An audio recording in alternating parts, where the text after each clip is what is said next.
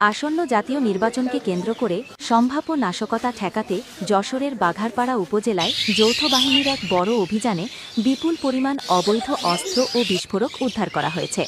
অভিযানে উদ্ধার করা হয়েছে 10টি শক্তিশালী গ্রেনেড ও 4টি বিদেশি পিস্তল সহ নানা ধরনের প্রাণঘাতী অস্ত্র। ঘটনাটি ঘটেছে বাঘারপাড়া উপজেলার থলগ্রাম ইউনিয়নের দরিয়াকড়া গ্রামে। স্থানীয় সূত্রে জানা যায়, আসামি রায়হান মোল্লা দরিয়াকড়া গ্রামের চুন্নু মোল্লার ছেলে। সে মাদ্রাসায় লিল্লা বোর্ডিং মাদ্রাসায় লেখাপড়া শেষ করে মাগুরা জেলার শালিকা উপজেলার দেশমুখপাড়া মাদ্রাসায় রান্নার কাজ করত।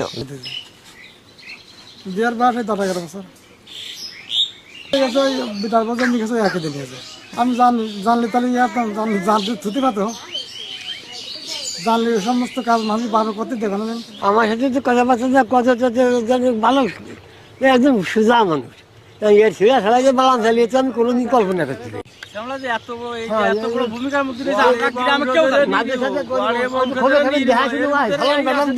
কথাবার্তার কর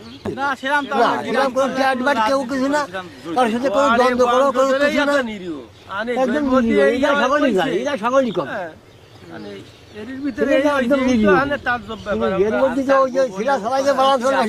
মুরব্বী